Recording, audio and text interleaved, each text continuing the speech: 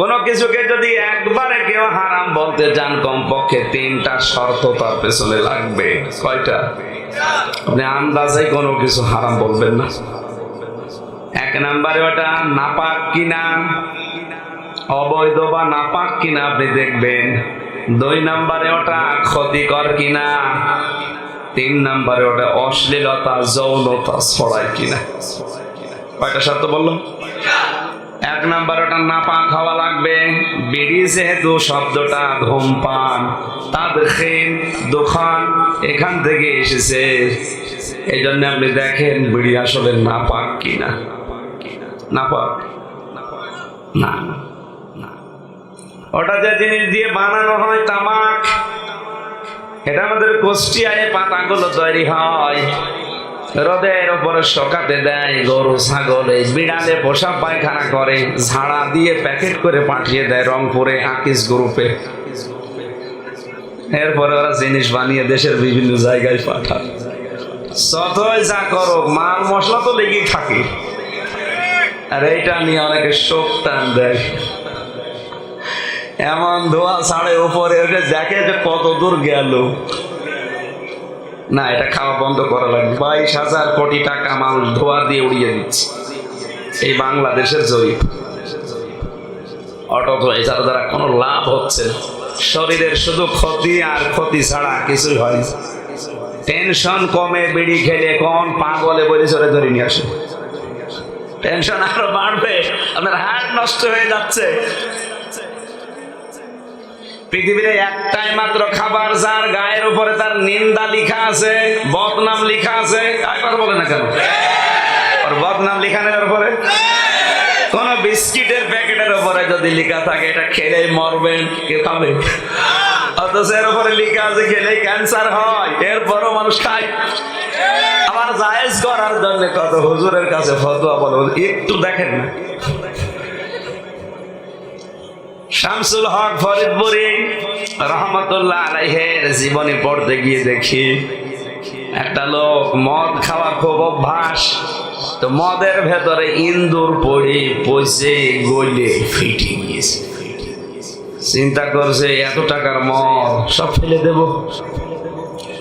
গ্রাম্য এক হুজুরের কাছে বলছে, হুজুর দেখেন তো কোনো কায়দায় জায়েজ করা যায় কিনা। না, জায়েজ রে, হারাম না, এভাবে হবে না। শামসুল হক ফরিদপুরের কাছে গেছে,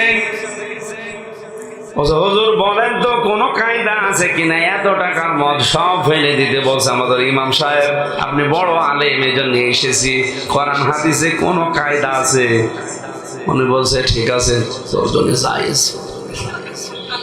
তো মহা খুশি যে হুজুর না থাকলে এত টাকা সব আমার পানিতে ফেলা লাগতো। গ্রাম্য ওনার কাছে এসে বলছে, আপনি কি আলেম, কি নামাজ পড়ান? আন্দাজে ফতোয়া দিয়ে দিলেন যে এটা আমাদের জন্য হারাম। আমি বড় হুজুরের কাছে গিয়েছিলাম, সে বলেছে আমার জন্য জায়েজ আছে। আপনার জন্য জায়েজ বললো, কোন ফতোয়া দিয়ে চলেন? বলছে, হুজুর আপনি কোন আয়াত দিয়ে মদ জায়েজ করে দিলেন? শামসুল হক ফরিদপুরি ওনারে জিজ্ঞাসা করছে, মাওলানা এ মদ কি হারাম? ওদের ইন্দুর পুলিশ পয়সে গইলে ফেটে গিয়েছে, তো হারামি হারাম খাবে, ওর জন্য ফতোয়া কি? ওর জন্য সব জায়গা খাওয়ার জন্য কত কায়দা করছে, বিড়ি জায়েজ করার জন্য। চট্টগ্রাম আর সিলেট এই অঞ্চলে অনেক ইমামও বিড়ি খায়, এই জন্য ওরা ওই যে এলাকায় গিয়ে ফতোয়া দেওয়া যায়নি, ওর কোনো কায়দায় ঘুরিয়ে পেঁচিয়ে। বলেন তো হারাম হওয়ার জন্য যে 3টা শর্ত বললাম, 1 নম্বরে নাপাক নাই না হলো, 2 নম্বরে ওটা ক্ষতিকারক কিনা, এক কথা বলেন, 3 নম্বরে হয়তো অশ্লীলতা ছড়াচ্ছে না বিড়ি দিয়ে, না ওটা কি অশ্লীলতা ছড়াবে, মাথা কি বিগড়ায়? বিগড়ায় না। একটা পাওয়া গেছে যে ক্ষতিকারক, নিজের শরীরের জন্য, পরিবেশের জন্য, এটা কি আইহাল্লু লাহুমুত তাইয়্যিবাত ওয়া ইউহাররিমু আলাইহিমুল খাবায়েস। সূরা আরাফের 157 নম্বর আয়াতের মাঝের অংশ দিয়ে আল্লাহ দলিল দিচ্ছেন, শরীয়তের দলিল, বিধান, আইন শুধু আমি আল্লাহ পাঠাইনি, আমার নবীকে আমি শারেও বানিয়েছি, শরীয়ত প্রণেতা। উনি হ্যাঁ বললে হালাল, না বললে হারাম। সমস্ত পবিত্র জিনিসকে তোমাদের জন্য হালাল বানিয়েছে, আর যত নাপাক অবৈধ এই জিনিসগুলো তোমাদের জন্য হারাম বানিয়ে দিস। এই হিসাবে যেহেতু এটা ক্ষতিকারক মানুষের শরীরের জন্য, বিড়ি খাওয়া যাবে না ভাই। এই বিড়ি নামে, ধূমপান নামে, তাদখিন নামে, দোকান নামে এই সূরাটা আল্লাহ পাক আরম্ভ করছেন হামিম। এর অর্থ শুধু আল্লাহ জানে। কোন কোন মুফাসসির একটু লিখতে গিয়েছেন হামিম এটা নবীজির নাম। পুরা কোরআনে আমি বিশ্ব নবীর 7টা নাম পেয়েছি, এর ভেতরে অন্যতম ইয়াসিন, তাহা, আহমদ, মুহাম্মদ, মুদাসসির, মুজাম্মিল আর আব্দুন বা আব্দুল্লাহ। নবীজির নাম কয়টা? হামিম কোন কোন মুফাসসির নবীজির নাম বলে উল্লেখ দিয়েছেন। আল্লাহ আরম্ভ করছেন এবার কসম দিয়ে, অল কিতাবিল মুবিন, অবশ্যই স্পষ্ট কিতাবের কসম।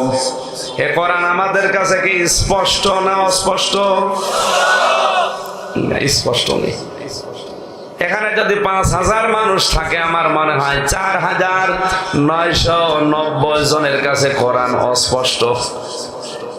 আপনি বলতে পারবেন না।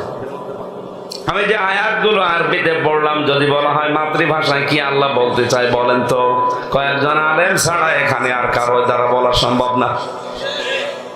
অথচ আল্লাহ স্পষ্ট কিতাবের কসম দিচ্ছেন। আমাদের কাছে কোরআনে কারিম স্পষ্ট করতে হলে এর কাছে সময় দেওয়া লাগবে। হযরত ওমরের ভাষা ছিল আরবি, কোরআনের ভাষা আরবি। এজন্য কোরআনের কাছে আসার পরে উনি কিন্তু আর গোপনে ছিলেন না, উনি স্পষ্ট হয়ে গেছেন। আজ আমরা কোরআন বুঝি না, কোরআনের কাছে সময় দিতে পারি না। এজন্য হাজারো আল্লাহওয়ালা মানুষও দেখি, তারা বলে হুজুর দিনকাল ভালো না, দোয়া করেন, গোপনে আছি। গোপনে আছি মানে সাহাবীরা কোরআনের কাছে আসলেই তারা ওপেন হয়ে যেত। হযরতে আব্দুল্লাহ বিন মাসউদ রাদিয়াল্লাহু তাআলা আনহু যেদিন কোরআনে কারিমের কাছে এসেছেন, সূরা রহমান ওই দিন নাযিল হয়। সূরা রহমানটা নাযিল হওয়ার পরে উনি মুখস্থ করলেন, ডাক দিয়ে বলে, হে রাসূল, আপনি আমাকে অনুমতি দেন কাবার চত্বরে দাঁড়িয়ে এটা পড়ি। নবীজি বললেন, না এখন সময় ভালো না, পরে আরেকটু যাক। উনি আবেগ নিয়ে চলে গেছে, কাবার চত্বরে সূরা রহমান পড়ছিলেন মন খুলে।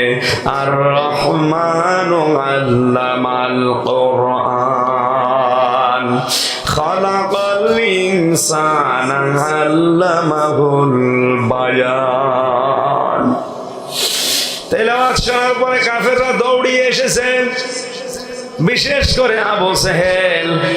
এই লোকটা কোরআনের আওয়াজ শুনলেই খেপে যেত। এজন্য কোরআনের বিপক্ষে পৃথিবীতে সর্বপ্রথম রাষ্ট্রীয়ভাবে আইন বানিয়েছে এই আবু জেহেল। সূরা হামিম 26 নম্বর আয়াত তার প্রমাণ। ওয়াকালাল্লাযীনা কাফারু লা তাসমাউ লিহাযাল কুরআন ওয়ালগাউ ফীহি লাআল্লাকুম তাগলিবুন। আল্লাহ পাক বলেন, কাফেররা সিদ্ধান্ত নিয়েছে, ওরা আইন তৈরি করেছে, পৃথিবীতে সব চলতে দেওয়া হবে, মুহাম্মাদের কোরআনের আওয়াজ চলতে দেওয়া হবে না। যেখানে মুহাম্মদ কোরআন নিয়ে আওয়াজ করবে, ওই জায়গাটা আরো বিভিন্ন নয়েজ তৈরি করে বন্ধ করে দাও, হট্টগোল বাঁধাও, 144 ধারা তৈরি করো, ওখানে যেন মানুষ শুনতে না পারে ব্যবস্থা করে ওই মাহফিল বন্ধ করে দাও। ওখানে মারামারি করে, বিশৃঙ্খলা করে, ভয় ভীতি তৈরি করে বন্ধ করো। লাআল্লাকুম তাগলিবুন, আশা করা যায় তোমরা বিজয়ী হবে। এই সিদ্ধান্ত আবু জেহেলের। কার? আরো জোরে বলেন কার? আজ আজ বাংলাদেশের ময়দানে যারা কোরআনের আওয়াজগুলো বন্ধ করতে চান, আপনি বিশ্বাস করেন আপনি আবু জেহেলের ভাইরা ভাই, ফতোয়া আর কারো লাগবে না। সূরা হামিম সেজদা 26 নম্বর আয়াত। যদি না বুঝে থাকেন আমার কিছু করার নেই। যারাই কোরআনের অনুষ্ঠান বিভিন্ন শ্রোতা নাতা তৈরি করে বন্ধ করতে চায়, বিশ্বাস করেন রক্তে আবু জেহেলের কিছু মিশে আছে। এই লোকটা এসে এক থাপ্পড় দিয়েছে, বাম কান নষ্ট হয়ে গেছে, রক্ত বের হচ্ছিল কান দিয়ে। হযরত আব্দুল্লাহ বিন মাসউদ দৌড়ে গেলেন বিশ্ব নবীর কাছে। হে নবী, আমি কোরআন পড়ার পরে ওপেন হতে চেয়েছিলাম, এই দেখেন এক চড় দিয়ে আমার কি অবস্থা বানিয়েছে। নবীজি ওই সময় কাঁদছিলেন, কারণ উপায় নেই। হযরত বিন মাসউদও কাঁদছিলেন। জিবরাইল এসে ওই সময় তাদের মাঝখানে দাঁড়িয়ে তিনিও মন খারাপ করে কাঁদছিলেন। আল্লাহ রাব্বুল আলামিন এই প্রশংসা, এই প্রতিশোধ নিয়েছিলেন কোরআনের এই আওয়াজের কারণে আবু জেহেলকে বদরের ময়দানে। ও যখন পিটিয়ে ওকে একেবারে খেজুর গাছের লতা পাতা দিয়ে, যে এই ডান্ডা বলে, খেজুর গাছের ডাল দিয়ে দুই ভাই পিটিয়েছিল ওকে, হযরত মাজ আর মুআওয়িজ। পিটিয়ে একেবারে বারদান বুখারী শরীফ আছে ঠান্ডা, একেবারে ফ্রিজ মার্কা করে রেখে দিয়েছে, নড়াচড়া নেই। হযরত আব্দুল্লাহ বিন মাসউদ রাদিয়াল্লাহু তাআলা আনহু উনি দূর থেকে দেখলেন এই অবস্থা, কাছে গেলেন, যে কয়জন মারা গেছে মনে করছে মারা গেছে কোনটা কোনটা দেখি, যে দেখে ওই শয়তান জানতা আবু জেহেল একেবারে চোখ খোলা বন্ধ অবস্থায় বলছে, হ্যাঁ আমি সে। তোমার তো আর নড়াচড়া নেই, বুকের উপরে চেপে বসলেন, ডাক দিয়ে বলে, নেতা এখনো সুযোগ আছে, সময় আছে, একবার পড়তে পারো লা ইলাহা ইল্লাল্লাহ, এই অবস্থায় আমি তোমারে মাফ করে দেব এই যুদ্ধের ময়দানেও। আবু জেহেলের সময় ওর কানে কাছে মুখ নিয়ে বলছে, আব্দুল্লাহ বিন মাসউদ, মুহাম্মদের ছেলে আব্দুল্লাহ তোদেরকে, আব্দুল্লাহর ছেলে মুহাম্মদ তোদেরকে জাদু করেছে, আমারে করতে পারে নাই। উনি বলছে, ঠিক আছে তোর সময় দিলাম, আমার একটু ভাব। এক দৌড়ে নবীজির তাঁবুর কাছে গিয়ে বলে, ইয়া রাসূলুল্লাহ, আমি আজকে আপনার জন্য একটা সুসংবাদ আনতে চাই। যাও দেখি কি নিয়ে আসবে। দৌড়িয়েছি, আবার বুকের উপরে বসলেন, বলে, বল, সময় আছে এখনো। লোকটা বারবার নবীজির নামে একই কথা বলে, আব্দুল্লাহর ছেলে মুহাম্মদ তোদেরকে জাদু করেছে, আমার পর্যন্ত আসতে পারে না। হযরতে আব্দুল্লাহ বিন মাসউদ বলে, দেখো বারবার তোমার সুযোগ দিয়েছিলাম, কাজে লাগালে না, তোমার আর সময় দেওয়া যাবে না, তুমি বিশ্ব নবীর নামে অপমানমূলক কথা বলো। উনি জাদুকর ছিল, শেষ পর্যন্ত নিজের তরবারি বের করে গলায় চালিয়েছে। শয়তান মুখের দিকে তাকিয়ে বলে, কে তুই? বলে, আমারে চিনতে পারো না? এক থাপ্পড় দিয়ে সূরা রহমান পড়ার কারণে কানটা কালো বানিয়ে দিয়েছে, আমি সেই মাসউদ। আবু জেহেল ওই সময় ডাক দিয়েছিল, ইবনে মাসউদ, গলাটা কাটতেছ একটু বড় করে কাটো, অন্তত দেশের লোক যেন দেখে বুঝতে পারেছেন নেতার মাথা। শয়তান মরে যাচ্ছে, ওর তেজ কমছে, ওর কপালে তো হেদায়েত ছিল না। মানুষের কর্মজীবন যখন নষ্ট হয়ে যায়, মানুষের জুলুমের সীমা যখন পার হয়ে যায়, ওই মানুষটাকে আল্লাহ হেদায়েতের মতো নিয়ামত থেকে বঞ্চিত করে দেয়। পরে এত সুযোগ দেওয়ার পরেও পড়ে নাই, আরো বলছে মাথাটা একটু বড় করে কাটো, মানুষ যেন দেখে বোঝে যে এটা নেতার মাথা, সাধারণ মাথা না। মাথা কাটার পরে বলে নিয়ে যাওয়া লাগবে নবীজির দরবারে। বিশ্ব নবী তাঁবুর ভেতরে বসে মোনাজাত করছেন, আল্লাহ আমার সাহাবী 313 জন, একটাকেও আমি দেখতে পাচ্ছি না, সব বাতিলের ভেতরে বন্টন হয়ে গেল। আজকে যদি এরা সব বিদায় হয়ে যায়, তোমার ইসলামের দাওয়াত আমি কাদের নিয়ে দেব? হযরতে আবু বকর বলেন, ইয়া রাসূলুল্লাহ, আপনার চাদর কিন্তু শরীর থেকে পড়ে গেছে, আপনি হাত নামান। এত কান্নাকাটি করবেন না। হঠাৎ তারপর বাইরে দাঁড়িয়ে হযরতে আব্দুল্লাহ বিন মাসউদ এসে বলে, হে রাসূল, আমি একটা জিনিস নিয়ে আসতে চাই। কি? আপনার শত্রু আবু জেহেলের মাথা।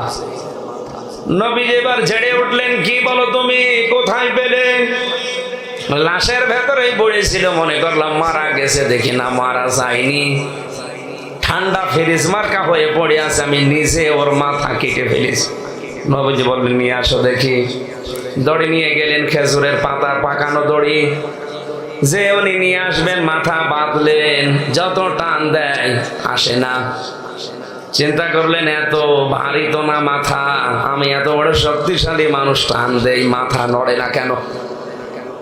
এভাবে হবে না। মাথা থেকে সেই ছুরি বের করলেন, তরবারির ওই আগা দিয়ে কানের ভেতরে ছিদ্রি করলেন, ওর ভেতরে লাগিয়ে দিলেন, দড়িটা টাইট করে বেঁধে টান দিলেন, এবার নড়তেছে। আল্লাহ বোঝাতে চেয়েছে, মাসুদ, এই লোকটা কোরআনে কারিমের সূরা রহমান পড়ার কারণে এক থাপ্পড় দিয়ে তোমারে কান কালা বানিয়ে রক্ত বের করেছিল কান দিয়ে। মহান আল্লাহ ভুলে যাননি, তোমার হাতেই তার দুই কান ছিদ্রি করে দুনিয়ায় আল্লাহ দেখিয়ে দিয়েছে। এখানে পৃথিবীতে যারা জালেম, হয়তো তাদের মনে হয় যে কিছুই হচ্ছে না, ইন্না বাদশা রাব্বিকা লাশাদীদ। আল্লাহ কাউকে এমনিতেই ধরে না, তার ধরা বড় শক্ত ধরা। উনি যদি একবার কাউকে ধরে আর ছাড়ে না। এজন্য জালেম যে যেখানে আছেন, জালেমরা থেমে যান। আলা তাহসাবান্নাল্লাযীনা কুতিলু ফি সাবিলিল্লাহি আমওয়াতা।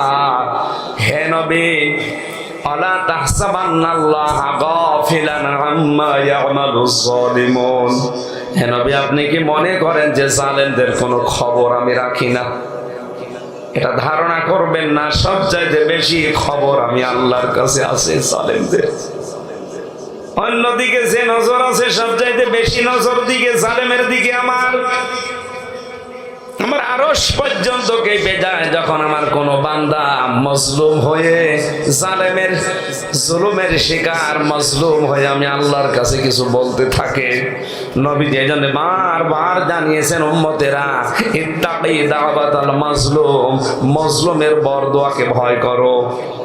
কারণ মজলুমের বরদোয়ার আল্লাহর ভেতরে কোনো পর্দা থাকে না। ফাইন্নাহা লাইসা বাইনাহু ওয়া বাইনাল্লাহি হিজাব। আমরা অনেকে শুনেছি এতদিন আল্লাহ নূরের পর্দা দিয়ে ঢাকা আছে ৭০,০০০। এটা দুর্বল হাদিস। পর্দা দিয়ে ঢাকা আল্লাহ ৭০,০০০ কিনা আমরা জানি না, তবে পর্দাটা নূরের। কিসের? আরে ভাই, পর্দা নূর থেকে, আলো থেকে বাঁচার জন্যই তো পর্দা দেওয়া হয়। কথা বুঝতেছেন? আমাদের ঘরের জানালায় দরজায় আমরা পর্দা দিয়ে রাখি, মোটা মোটা পর্দা, যেন বাইরের রোদ আলো আসে না আসে। অথচ সেই আলো বা নূর, সে দিয়ে পর্দা বানিয়ে আল্লাহ নিজেকে আড়াল করে রেখেছেন। যখন কোন মানুষ মজলুম হয়ে যায়, জালেমের জুলুমের শিকার হয়, আল্লাহ আরে বান্দার মাঝে ৭০,০০০ পর্দা থাকে না, কাছে চলে যায়। ও একবার যদি মন থেকে কিছু বলে, এর সঙ্গে সঙ্গে আল্লাহর আরশে পৌঁছিয়ে যায়। এজন্য আপনি আর চাই করেন, অন্তত জুলুম করবেন না। এটা দুনিয়াতে আমার আল্লাহ পাই টু হিসাব নিয়ে তারপর আপনার মরণ দেবে। দুই কানে ছিদ্রি করে যখন টানতেছে, এবার নড়তেছে, ঘাড়ের সাথে বাঁধিয়ে নবীজি নাবুর সামনে গিয়ে বলে, ইয়া রাসূলুল্লাহ, বেরিয়ে দেখেন কারে নিয়ে এসেছি। আমার ভাইরা, এই ঘটনা বলা আমার উদ্দেশ্য না। আমার উদ্দেশ্য ছিল কোরআনে কারিমের যে আয়াত আমি পড়েছি, আল্লাহ স্পষ্ট কিতাবের কসম দিলেন, শপথ করলেন। কারণ কোরআনের কাছে যারা আসবে তারা স্পষ্ট হয়ে যাবে, গোপনে থাকবে না। আজ বাংলাদেশে আমরা গোপনে আছি বলি, এই জন্য পুরা জমিন ফাঁকা পেয়েছে, জালেমরা মন মতো চালাচ্ছে। আপনি তাকান, কি মন মতো চালায়। শিক্ষা ব্যবস্থায় 7-এর বইতে যে শিক্ষাটা চ্যাপ্টারটা দেওয়া হচ্ছে, এটা আজ হোক কাল হোক যদি এভাবে পড়তে থাকে, আগামী 10 বছরের ভেতরে কোথায় যে ঠেকবে আপনি টের পাচ্ছেন। আরে কথা বাস্তবতার সাথে মিলিয়ে বলতে গেলে বল হুজুর এটা রাজনীতি, আরে শয়তান। শরীফ থেকে শরীফা যেটা বানিয়েছেন, সকালে এক লোক বলছে আমি শরীফ, বিকালে বলছে না আমার তো শরীফা মনে হচ্ছে। আপনার শরীফা মনে হোক আমার অসুবিধা নেই, কিন্তু শরীফা মনে করেই তো আপনি ছেড়ে দেবেন না, শেষে বলবেন যে আমি তো শরীফা, আমার মহিলা হোস্টেলে সিট দেন।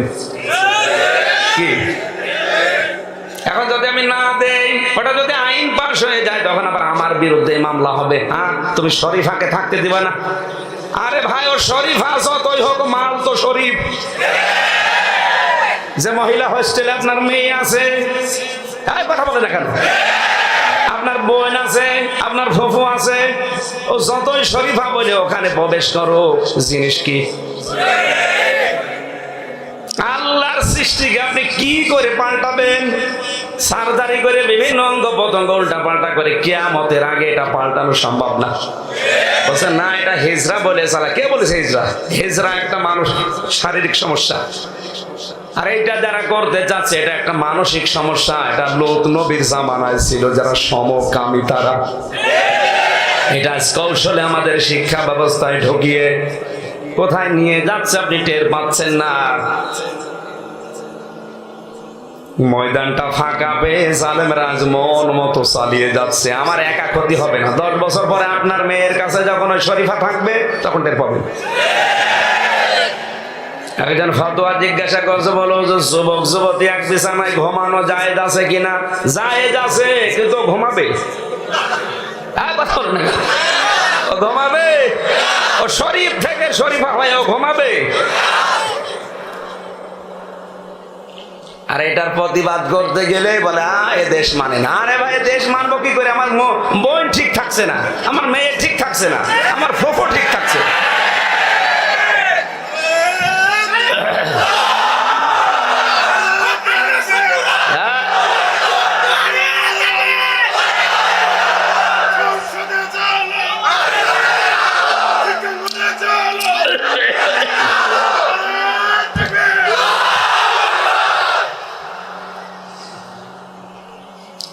আল্লাহ পাক ঘোষণা দিচ্ছেন, ইন্না আনজালনাহু ফি লাইলাতিন মুবারাকাহ। অবশ্যই আমার এই কোরআনকে আমি একটা বরকতময় রাতে নাজিল করেছি। তাফসীরে ইবনে কাসিরে মুফাসসিরিন ইকরাম মাঝে মাঝে এটা ইঙ্গিত দিয়েছেন এই সবে বরাত নামে যেটা নিসফে শাবান এর দিকে, যদি এটা লাইলাতুল কদর যেটা 27শে রমজান বলি আমরা, ওই দিন উদ্দেশ্য। ইন্না কুন্না মুনজিরিন, অবশ্যই আমি আল্লাহ নিজে সতর্ককারী। এখানে সতর্ককারী কে? কথা তো খেয়াল করেন, আল্লাহ নিজে সতর্ককারী। হজের যে ঘোষণার কথা আমরা জানি, ওয়াযিন ফিন নাসি বিল হজ্জ, এই ঘোষণা দিয়েছিলেন ইব্রাহিম নবী। কে? কথা বুঝতেছেন? হজের ঘোষণা দিয়েছে কে? আরো জোরে। আর এই যে ঘোষণা সতর্ক করার, এটা আল্লাহ বলেন আমি সতর্ককারী। ইন্না কুন্না মুনজিরিন, আল্লাহ যেন নিজে মাইক হাতে নিয়ে এই বাংলাদেশের বিভিন্ন জায়গায় দাঁড়িয়ে দাঁড়িয়ে বলছে একটা ঘোষণা, একটা ঘোষণা। আল্লাহ যদি এখন এই কাজ করে, তার মান থাকে, তার শান থাকে। ওই দায়িত্ব এখন আলেমদের। আমরাও মাইক নিয়ে ঘোষণা করছি, আমরা কিন্তু সতর্ককারী, আমরা আপনার শত্রু না। আপনি তো চোখে কালো পট্টি বেঁধে হাঁটতেছেন, সামনে যে গর্ত টের পাচ্ছেন না। এইগুলো যেন আপনি পড়িয়ে না যান, ধ্বংস হয়ে না যান, এজন্য সতর্ককারী। এখানে সরাসরি আল্লাহ ওই কথাটা আমার মুখ দিয়ে আল্লাহ অ্যাডভার্টাইজ করছে। ফিহা ইফরাকু কুল্লু আমরিন হাকিম আমরাম মিন ইনদিনা, এই গুরুত্বপূর্ণ রজনীতে আল্লাহর যত বড় বড় সিদ্ধান্ত আল্লাহ হিকমতের সাথে গ্রহণ করে তার নিজের পক্ষ থেকে। ইন্না কুন্না মুরসিলিন, নিশ্চয় আমি আল্লাহ নিজে রাসূল প্রেরণ করি। এটা শাব্দিক অর্থ ছিল। এবার আমরা তাফসীরে প্রবেশ করছি। সবে বরাত নিয়ে যদিও ঝামেলা চলছে, হয়তো মতপার্থক্য আছে, সহিহ হাদিস আছে এর পক্ষে আছে, কিন্তু বেশি বাড়াবাড়ি করা যাবে না, যেহেতু নফল ইবাদত। এটা কয়েকটা সহিহ হাদিস আমি নিজেও পেয়েছি, 15টার উপরে বিভিন্ন হাদিস দিয়ে সর্বোচ্চ আমার দৃষ্টিতে 5টা পেয়েছি। বড় বড় আলেম যারা, তাদের হয়তো আরো বেশি থাকতে পারে। আমার দৃষ্টিতে সবে বরাত এটা বর্ণনা করেছে আবু হুরায়রা থেকে, হযরতে আয়েশা সিদ্দিকা থেকে, হযরতে আবু বকর সিদ্দিক রাদিয়াল্লাহু তাআলা আনহু থেকে, আব্দুল্লাহ বিন মাসউদ থেকে, এরকম বড় বড় জলিলুল কদর সাহাবী থেকে বর্ণিত। তারা বর্ণনা করেছেন, হযরত আয়েশা বলেন, এ রাতে দেখি নিসফে শাবান, যেটা 15 শাবানের 14 শাবানের দিবাগত রাত, নবীজি আমার পাশেই ঘুমিয়েছিলেন, দেখি আর নেই, উঠে চলে গেছে জান্নাতুল বাকিতে গিয়ে তিনি মোনাজাত করছেন। আল্লাহ, মোনাজাত শেষ করার পরে জিজ্ঞাসা করলাম, হে নবী, কেন এত রজনীতে এত রাত্রে আপনি আসলেন? নবীজি বলেন, আয়েশা তুমি জানো এটা কোন রাত? এটা নিসফে শাবানের 14 শাবান দিবাগত রাত। এটা এই রাতে মহান আল্লাহ প্রথম আসমানে এসে মানুষকে ডাকতে থাকে যে আমার কাছে মাফ চাও, আমি মাফ করে দেব। কিন্তু 5 প্রকার মানুষকে আল্লাহ মাফ করেন না। কয় প্রকার? গাজীপুর বাসী দেখেন তো, আপনি এই কয়েকদিন পরে মাত্র এই রাত আসবে, আপনি যতই জিকির করেন, কোরআন পড়েন, মাফ চান, চোখের পানি ফেলেন, মাফ হবে না। 5 প্রকার মানুষের, আপনি ওই 5 প্রকারের কোন প্রকারে আছেন আপনি মিলাবেন। যদি থাকেন এখনই পরিবর্তন হবেন। এক কথা বলে না কেন? এক নম্বরে যে মানুষগুলো দুনিয়ায় শিরিক করে, শিরিককে সাপোর্ট করে, তাদের কোনো মাপ নেই যতক্ষণ তাওবা না করবে। অথচ আজ বাংলাদেশ সহ বিশ্বের বিভিন্ন মুসলিম দেশেও শিরিক তো করছে, শিরিক করার জন্য বাধ্য করছে। যে মোড়ে মোড়ে মূর্তি তৈরি করা, ভাস্কর্যের নাম, এটা প্রকাশ্য শিরিক। এটা যদি কেউ প্রতিবাদ না করে, সাপোর্ট করে, সবে বরাত কেন, সবে কদর কেন, ও আরশের পায়া ধরে চলল, ক্ষমা নেই। আপনি আর যাই করেন, শিরিক করবেন না, শিরিকে সাপোর্ট করবেন না। 2 নম্বরে যারা হিংসুক, এটা এই দেশের রোগ। এই কথা বলা লাগবে, এত হিংসা, আমার উপরে যেন কেউ না যায়।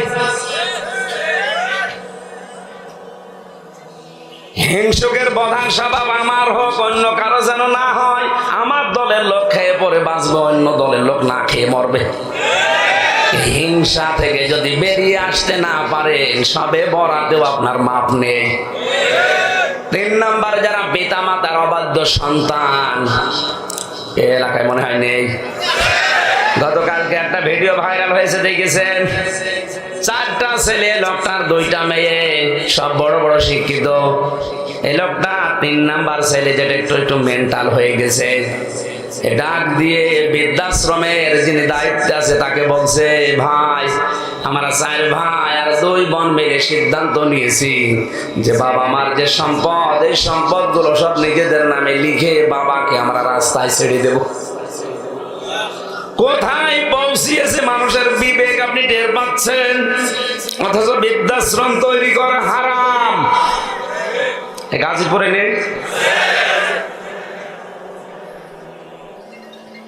আল্লাহর পরে যাদের স্থান আল্লাহ দিয়েছেন, সবচেয়ে বেশি ব্যাখ্যামূলক শব্দ আল্লাহ যাদের নামে দিয়েছেন, তাদেরকে রাস্তায় ছেড়ে দেওয়ার সিদ্ধান্ত নিয়েছে ছেলেরা। এরা আবার নামাজ পড়ে, হজ করে আসে, কিয়ামত পর্যন্ত নামাজ পড়লে, হজ করলেও হজ কবুল হবে না। কারণ নবীজি জানিয়েছেন, হোমা জান্নাতুকা হোমা নারুকা, মা বাপ তোর জান্নাত, মা বাপ তোর জাহান্নাম। হাদিসের ব্যাখ্যা এসেছে, আল্লাহর নবী বলেন, দুনিয়ার মানুষেরা, আমার তো মা বাবাকে আমি সেরকম পাইনি, তোমরা যারা পেয়েছো সাবধান থাকবা।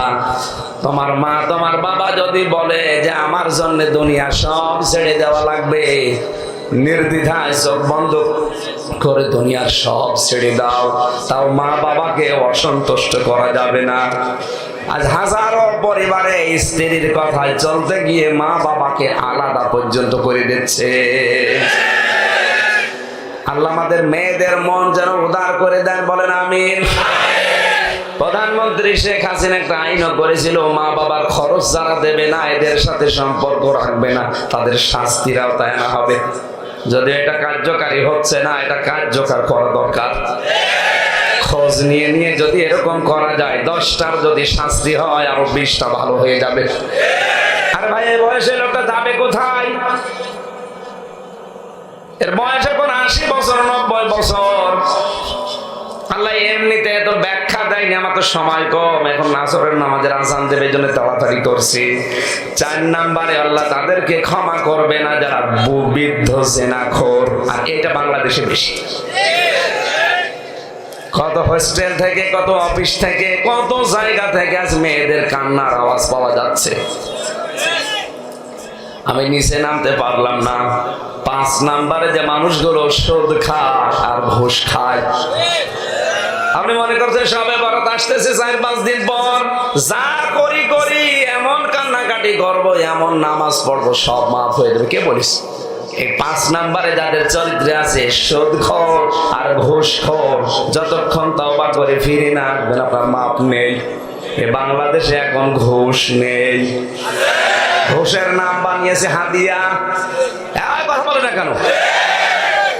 এটা যে এত বেশি চলে দেশে, এই আইন আদালতে না গেলে আমি বুঝতাম না। আদালতে যাবেন গাজীপুরে, কোর্টের ইট পর্যন্ত টাকা চাই। জেলখানায় থেকেও শান্তি নেই, জেল থেকে বের হওয়ার সময় অনেকে বিভিন্ন কায়দায় হাদিয়া হিসাবে টাকা চায়। থানা থেকে বের হচ্ছে, পুলিশ আমারে বলছে, হুজুর কি টাকা দেন। টাকা পাবো কোথায়? না, আপনাকে যারা দেখতে এসেছিল ওরা টাকা দিয়েছে, আমি জানি। তাই রে, সব শেষে 10 টাকা দিলাম, তাও খুশি। কোর্টের ইট পর্যন্ত টাকা যাচ্ছে, এমন কোন জায়গা নেই ঘুষ নেই। একেবারে টপ টু বটন পর্যন্ত শুধু ঘুষের উপরে চলছে। মসজিদের ইমামতি করবে, তাও ঘুষ দিয়ে করা লাগছে। কুষ্টিয়ার একটা বড় মসজিদ, আমি নাম নিলাম না, ওটার দায়িত্বে সরকারের লোকজনই আছে। যিনি আছেন দায়িত্বে, তার ভাগিনা আলেম হয়েছে, বলছে, মামা এটা সরকারি জায়গা, এখানে লাগতে পারলে সব ফ্রি আছে, আপনি আমারে লাগিয়ে দেন। মামা বলছে, ভাগিনা বেশি অসুবিধা হবে না, মিষ্টি খাওয়ার টাকা দিও। ও মনে করছে মিষ্টি খেতে কয় টাকা লাগবে, 5,000 টাকা নিয়ে বলছে, এই নেন, ভালো মিষ্টি খাবে। ভালো মিষ্টি খাবো 5,000 টাকা দিয়ে না, মিষ্টি খাওয়ার জন্য 10 লাখ লাগবে।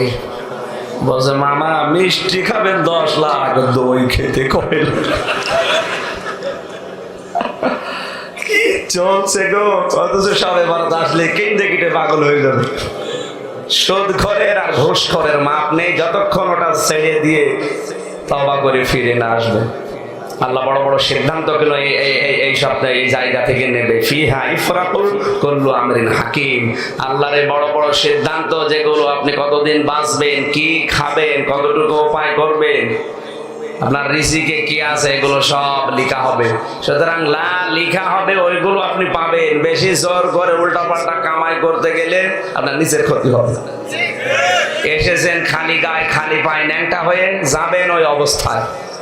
মাঝখানে 70, 80, 90 বছর যায় বাঁচেন, এগুলো একটু কাজ করে গেলে দেখ কিচ্ছু নেই। আমাদের জীবনে যা এসেছিলাম ওই রকম যাওয়া লাগবে, কিছু নিয়ে যাওয়া যাবে?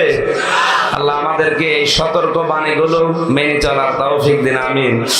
জেলের ভেতরে বেশিরভাগ আসামিগুলো দেখলাম পারিবারিক ঝামেলার কারণে, বউ কেউ মেরে ফেলেছে, কেউ আত্মহত্যা করেছে, কেউ সবাই করেছে। এই কারণে তারা ছেলে টুকে টুকে রেখেছিলাম। বাইরে এসে 2টা বইও লিখেছি, মেয়েদের আর পুরুষের জন্য।